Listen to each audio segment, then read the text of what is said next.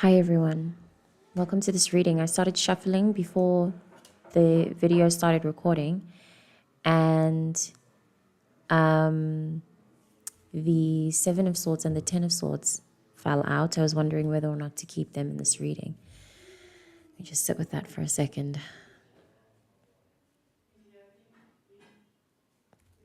All right, we'll leave them.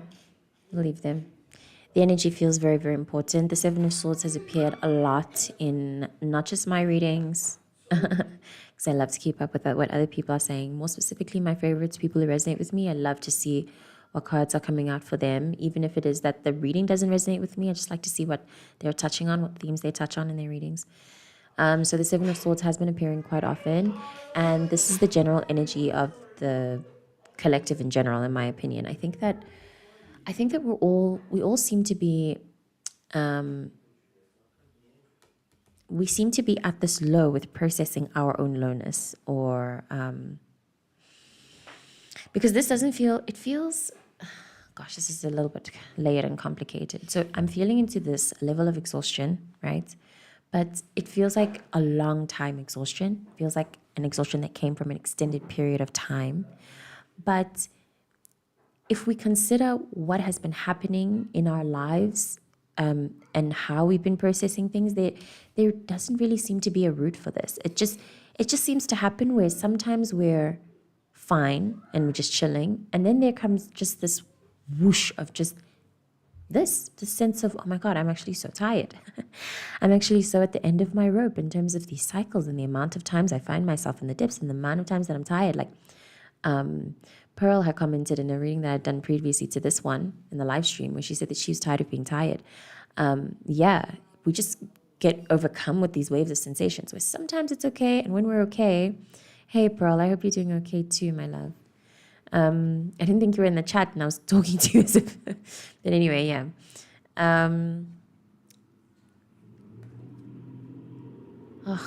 Just rambling on about this sensation, man. It feels annoying. Like I feel very okay with the presence of these two cards. I'm feeling into some of us reacting to this by being like this, and by needing some, I'm getting the sense of the need to move strategically. You also have the Seven of Pentacles, so both the Seven of Wands and Pentacles. It's giving like it's giving the thing that I mentioned, just being tired of being tired, tired of waiting, tired of having to be strategic, tired of needing to like this morning I had a reflection of how I'm honestly tired of needing to keep up with the work.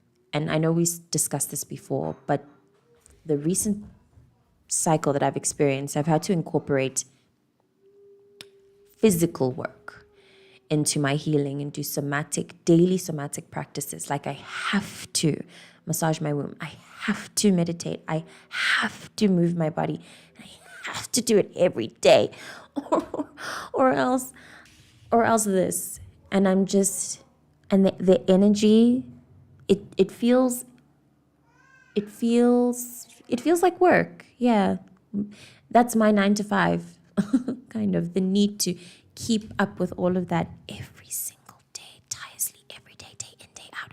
Like how there's always dishes to wash, that kind of sensation. Yeah. And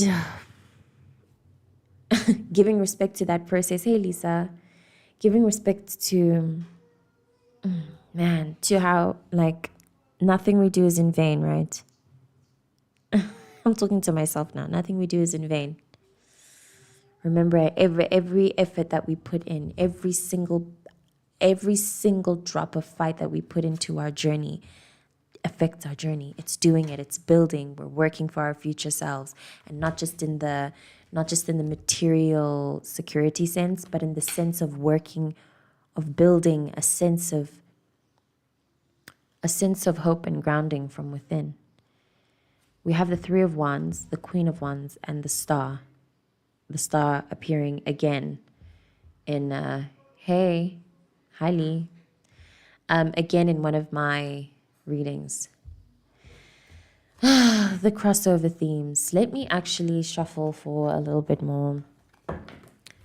Let's see what's going on. I'm going to pull for one more third and final card and allow the story then to start leading the way. Thank you, of course. All right. Oh, gosh, guys. You know what's really been getting to me, especially maybe for the past day, actually, is the intensity of this role and of agreeing to embody or acknowledge just the very second that we decided to take a tiny peek behind the veil. We fucked around and we found out, and we keep finding out. And this journey we're on, there's just always more to find out. And I'm not doing any personal readings in this one, Lee. This is very much collective, so everybody present, I encourage you to rather tune into where you're feeling right now, and for the purpose of these live streams and the purpose of connection, feed into what I'm talking about or disagree and bring up your own opinions. But I'm not doing any personal focused collective readings in this. I'm not doing any focused individual readings in this one. The shape of this crescent moon is also very, very consistent in my readings. It's okay, Lee. You don't have to be sorry at all. You don't have to be sorry. The moon.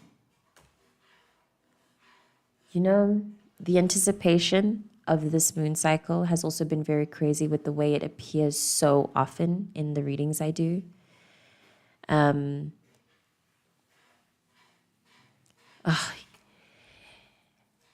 I would love to know how everyone has been tapping into their spirituality during this time. I would love to be curious to know about what has worked for you.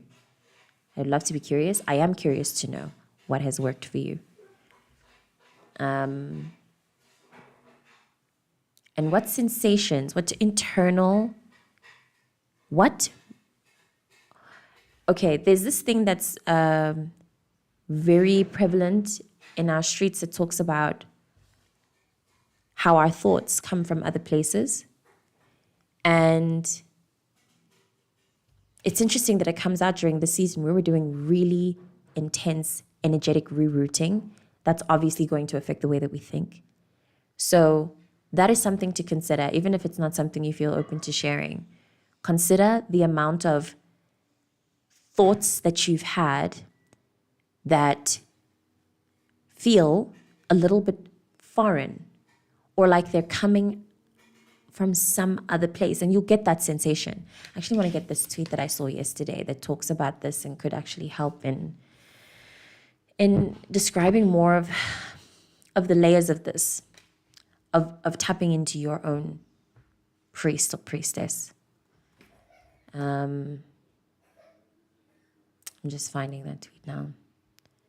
I'm battling the steps at the minute. Oh, okay. All my love to you. All my love to you. Very good idea to be doing that. I hope you pay attention to to how processing having this is making you feel, to how the experience of the physicalness of it is affecting you on a internal level. Even if you're barely aware of it and all you're doing is sleeping, I think you're still doing a lot of processing, experiencing that. Every single health inconvenience changes me in a way and really puts me in this state because it affects my physical experience, and I really don't like my physical experience being affected. My 3D, I like being in control of everything. So when I'm sick, even in the slightest way, my body changes in the littlest of ways. It really puts me in that state. That's part of my Sunday. That's really lovely. Thank you for that. I'm going to try doing that myself. Cinnamon bath sounds so beautiful. What a treatment. That's very, very beautiful. Let me find. That's so lovely. I'm finding this tweet, sorry. So it says, ever since I understood the brain is just a receiver of consciousness and my thoughts don't all come from me, I made a fun exercise out of differentiating what's what. Human me, intuition, higher self, or outer communication. They feel very different when you pay attention. And sometimes this might be a bit crazy. This might be a bit out of pocket. But if you can imagine, if you can split the human you into an inner child you, a you full of rage, a you that's like, that's maybe over compassionate as a form of people pleasing or overcompensation. You know what I mean? Getting down to all the parts of you, that come out during different situations, yes, and during different states of life. We all show up differently and have different sides to us. So how that shows up for you inside your brain and in the way that you perceive things and in the way that you behave. But I also don't think I'm reading for people who aren't aware of themselves in that way. This may be something you recognize in other people as well, how they behave from different places within them, where that puts you. I've also been feeling and seeing a lot of the repeated lesson of understanding that when people cannot love you in the way that you love them, it doesn't invert that love, or it doesn't like poison it in a way. I don't know. Or it doesn't villainize that person. It's just that they can't love you as much. And that's just that, you know.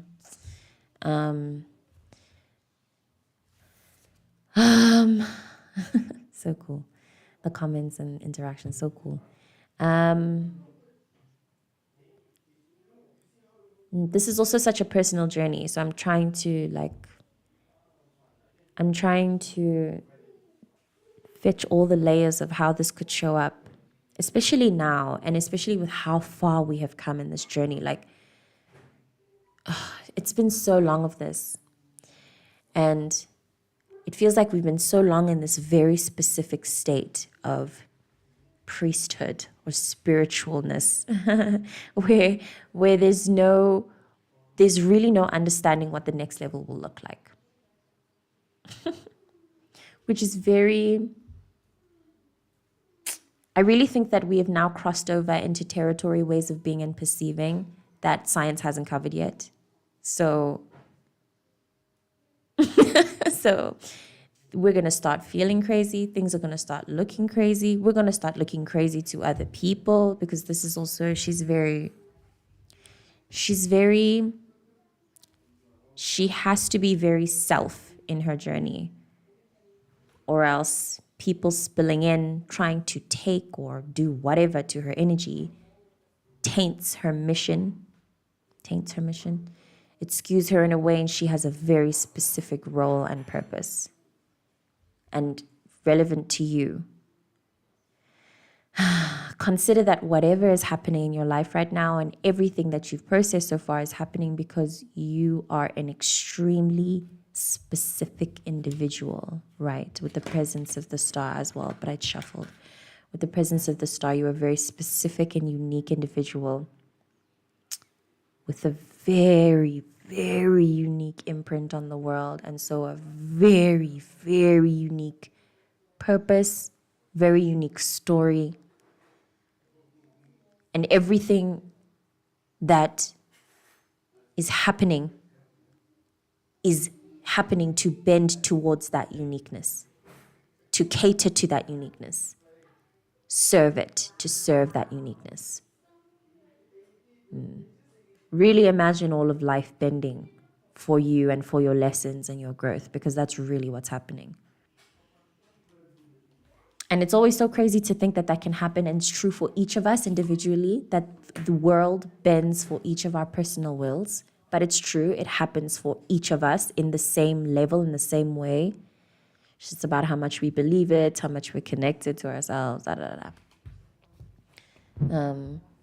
We're all very unique, and I think that our unique, I mean, obviously with our fingerprint detail, right, how each fingerprint is different, it's right, it's right there, you know, how obviously we are so uniquely different, special, individual, with our own purposes. It's right there in our biology, in our hands. We can see it and remember it every day. And that actually could be part of what could be helpful during this time through whatever it is that you're processing, is try to remember or try to look to the evidence, because it's everywhere. I mentioned in a previous reading that there's so much information online that talks about the state of consciousness today, the research that we've done, where we're at, the research we're doing right now. It's incredible what people very casually know and deal with on their daily experiences. If you remember life on that level, to me, when I remember life on this level, a lot of things really stop mattering in a way that's really like, in a way that makes it easy to kind of sift through what's a problem and what isn't. And so I really don't find myself wasting my time, which is really nice as well. I don't find myself in really annoying, potentially immature situations, and I know how to spot it early and be like, I'm not doing this, and walk away. Or I know who to deal with and who to not deal with. This is also very indicative of that sensation that your intuition is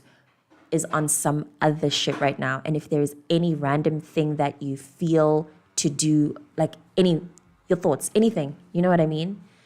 At least be curious about it. But I say you can trust and follow all the way through with this. I think as well, there's something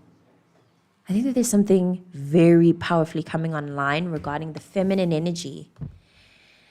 I'm feeling into more feminine energies, softer people, not gender specific, just anybody who's more in touch with their emotions in a sense, becoming more like this. They're becoming more self-interested, which is brilliant, more selfish, more protective of their energy. And it's this sense of exhaustion and of being tired of having all these fucking swords in their back, you know?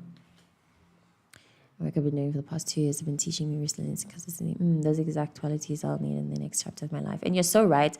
And I feel very honored, humbled. What is it? Like I want to bow down to how confidently you can feel how you need certain things in your next life, in the next phase of your life. Like I like how confidently you're speaking about what you're feeling and how you're going through things. It's perfect. It's perfect. The waiting list in the days that felt repetitive in the morning, all that was shaping how I respond to life. Exactly. And it still is. We're still here. We're still doing it, you know? We're still doing the repetitive acts and learning and changing. It's brilliant. Thank you. That's actually perfectly what these cards speak on. I'm also receiving the need to not take things personally. That feels important. And to not even of yourself, like don't vilify yourself. If you find yourself feeling like you don't really feel like being present in conversations, you don't feel like showing up in the way that you usually do. If by chance you feel a moment of not wanting to be consistent, don't just go with your own flow. Yeah. You know exactly what it is that you're meant to be doing. You have all of the answers.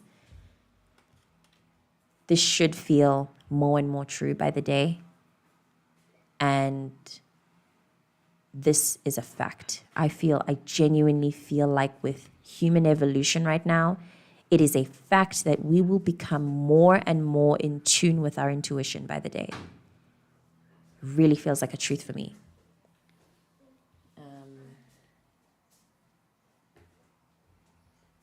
And it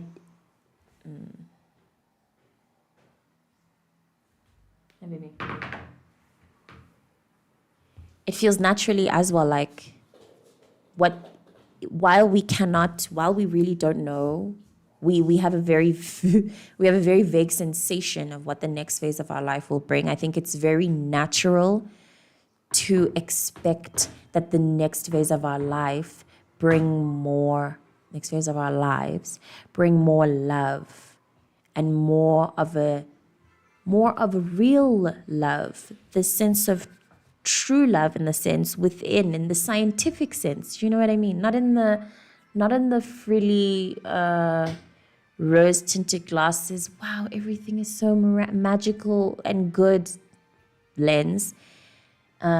A love for the light and the dark, a love for the balance, a love for the journey, a love for the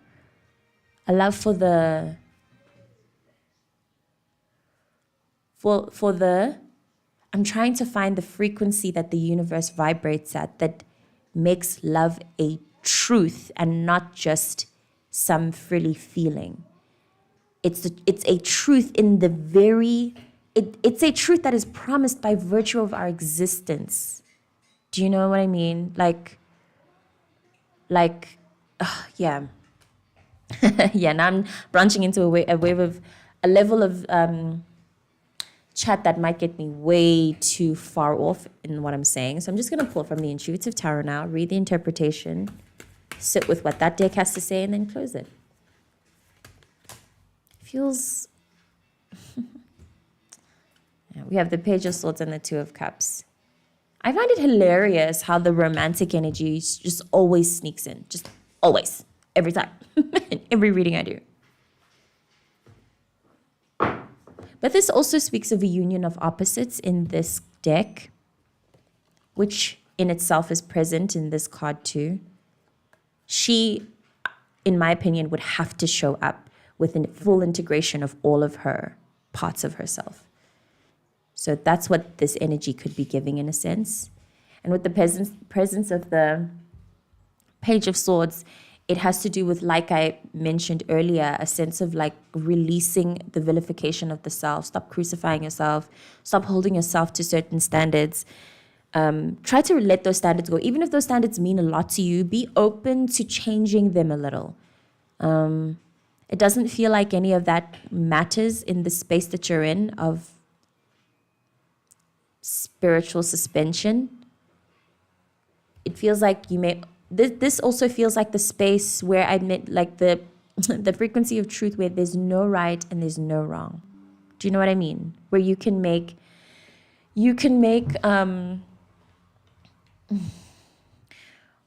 where every evil action, and this is not to excuse anything, right? But where every evil action has its good or its love root. Do you know what I mean? Looking at the spectrum as love and not love, so that it's all love, versus looking at it as love and fear. You know? Yeah.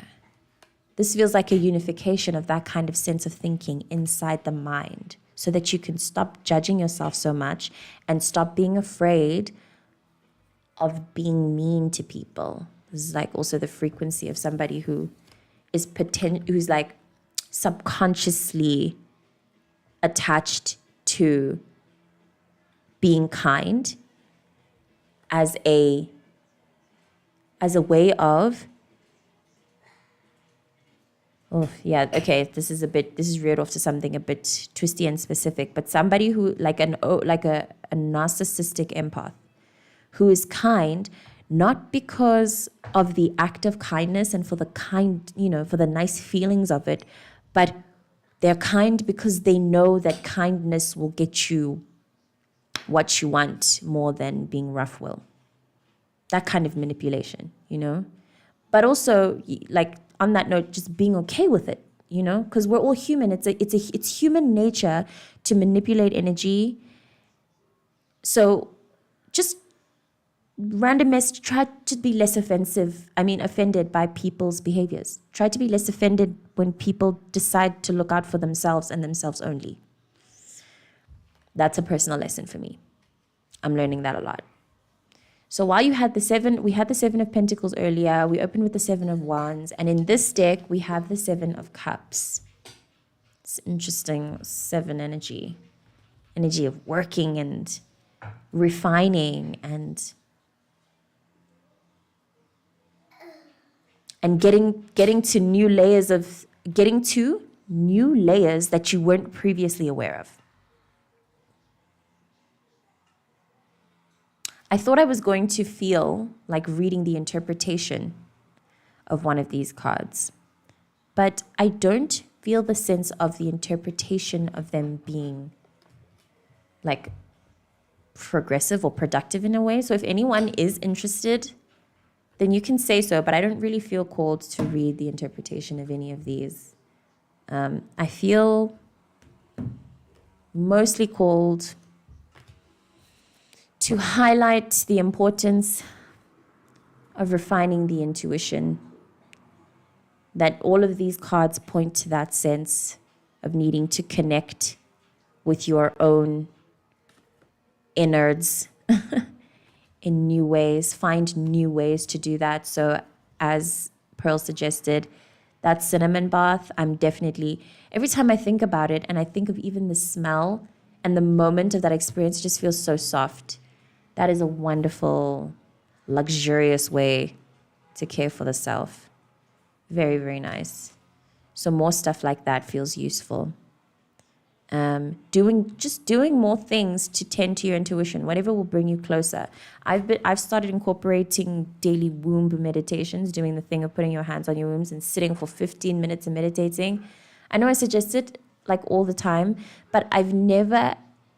No, I have. That's a lie. I haven't done it in a way that's frequent, in the way that I have now. It has totally changed the way that I process and perceive my darkness and the void and my relationship with my mental health. It's changed so much about that, and it's brought such a deeper respect and awareness of the moon cycles and of the planets in general.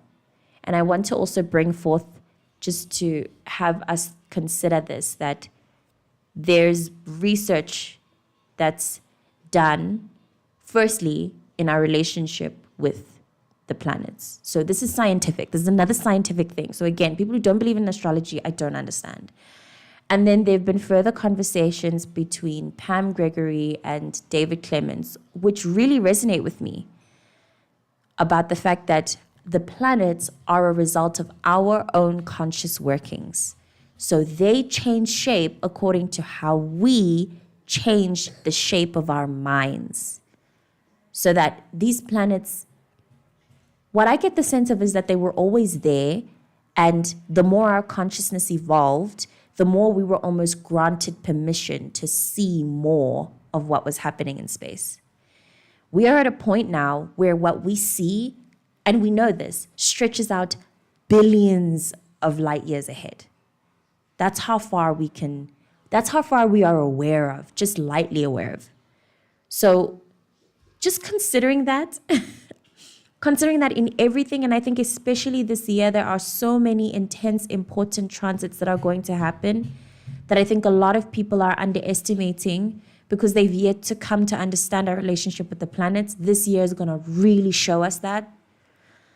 And again, I say our relationship with the moon, especially as people who are following a spiritual path and who seek to be connected with the spirit of our living experience, we must start giving more and more respect to the moon and be more open to having it communicate with us in telepathic ways, dead ass. So if you have a full moon, just look at it and empty your thoughts and then go about your life and see what happens. See what happens and take note of all the changes. Take note of what happens inside of you. It's a very simple practice. I love the moon. I love stars. I love space. I love you. Thank you so much for watching. I really, really hope that we are open. I hope we stay open. I hope we stay